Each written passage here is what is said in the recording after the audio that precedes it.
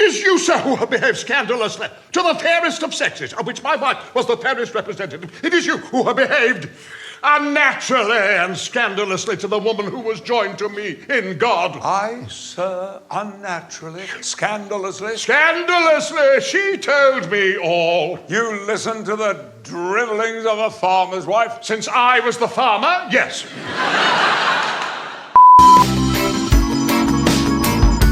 I don't know why I'm not in it, darling. I sometimes cry myself to sleep. Urgent feeling to enjoy myself now. I thought you were going to say an urgent need to go to the lavatory. That as well, yeah. Welcome to Clip Fame, where Hollywood's funniest moments become unforgettable. Put McKellen and Patrick Stewart together, and somehow there's always something to laugh about. They've been friends for so long that they don't even have to try. Patrick can drop one perfectly deadpan line, and Ian is already cracking up before the audience does. Subscribe to Clip Fame for more unforgettable moments like these. He's just good at firing back. He also knows way too much about Ian.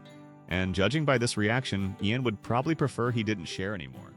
A detail that you've learned about the other that maybe surprised you over time, personally or professionally?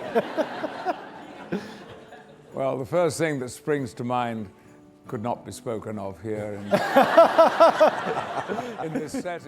Close friends, so much later, didn't we? Much later. I was so intimidated by my friend. But no, at that time, that's all gone now. The funny thing is, Patrick can tease Ian without even blinking now. But when they first met, he was so intimidated by him that he barely dared go near him. Patrick, to the world, can seem a rather, forgive me, stern persona. You know, the man in charge, the man who knows how it's all going to work. But of course, the truth is, he hasn't a clue.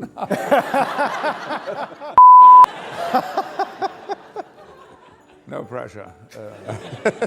Well, I am blessed. With short sight. No.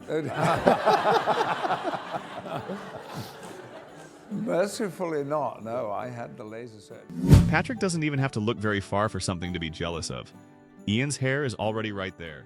I was 15, I envy that. But I also envy your head of hair, if only because in the two plays, you don't wear a wig, and yet you manage to make your hairstyle look completely different, just with the aid of a little tail comb and a bit of a blower. I envy that, whereas I have to stick on a wig for one of the plays. But you look gorgeous in it. Thank you. Without it. Thank you. What do I envy? Patrick may be jealous of Ian's hair, but when it's Ian's turn, he goes after something Patrick definitely can't lend him: his wife. Well, I do envy you being married to Sunny Ozell. Well, that was, if you were going to run out of something to say, I was going to suggest that as a possibility. From Oscar, what was it like? They've been friends for decades, and Ian still hasn't let the Yorkshire thing go. Apparently, the older the joke gets, the more fun it is to bring back. There was never, ever Because I'm a creep. No, because you're witty and urbane, and you're fabulous with language, and you have a twinkle about you. All of these things are... He is Yorkshire. I know. I didn't like to mention it. And straight. Oh, how straight is Patrick? Teasing Patrick about Yorkshire might embarrass him for a few seconds, but there was one time Ian almost talked him out of a role that ended up changing his entire career. Though I do remember meeting him in Charing Cross Road one day, and he said, "Oh, I've been asked to go and be in a TV show in America." I said, "You haven't." "Well, what's it about?" "Oh, it's called Star Trek." I think, when are you going to do it? He said, "Yeah." I said, "Are you sure?" He said, "How long?" 7 years. 7 years? Patrick, you can't give up your career in England on the stage, go and work in American television for 7 years. Well, he did, didn't he? Yes, I'm terrible at other people's careers. I'm always giving bad. Good thing Patrick didn't listen to Ian, because it turns out Shakespeare had been secretly preparing him for Star Trek all along, mostly by teaching him how to stand there looking dignified when he had absolutely no idea what to do with his hands. But there's another very good reason. There are no pockets in Star Trek uniforms. There are no pockets in Elizabethan tights, or, so far as we know, hose of any kind. And so, as Captain Picard, I was the one member of the cast and crew who knew what to do with his hands, which, of course, is nothing. And Ian isn't exactly the type to stay completely quiet once he's on stage either. He can be right in the middle of a scene and still lean over to Patrick with a little comment, like the two of them are watching somebody else perform. Huge fans of them. And Ian will murmur to me, "Isn't that wonderful? Look what he's doing. Isn't that, isn't that just marvelous?" And so this is part of, that little 5% of you that remains yourself. His eyes. If I'm feeling lost, if I'm feeling too separated from the moment in some way, and I've only got to look at his eyes. And when you're on stage with Pat Stewart, you're in safe hands. It's Captain Picard there.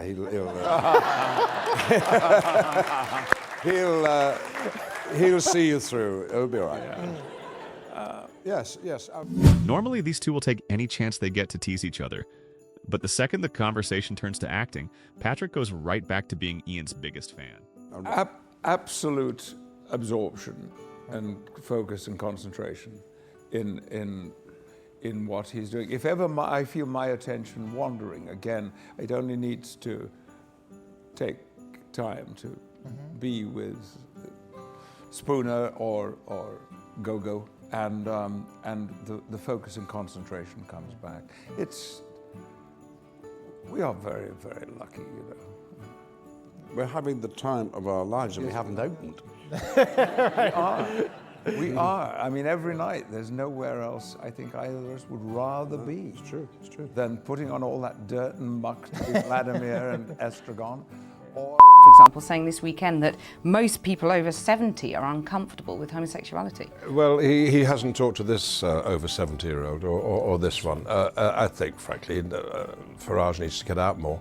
We've been talking about Twitter and so on. If you could, each of you, write a hashtag that... Even when it's time to say goodbye, these two can't just end things normally. They have to make it feel like they've just taken their final bow in a Shakespeare play. And you too. I've enjoyed this a lot. Good luck with everything. Good luck tonight in your performance in No Man's Land. Thank you very much. I'm looking forward to it. And you too, with all your future endeavors. And just when you think they're done, Patrick still manages to squeeze in one last line. And Ian laughs like he somehow still hasn't learned his lesson. Mind holding it up for a camera. And I think that is so sweet.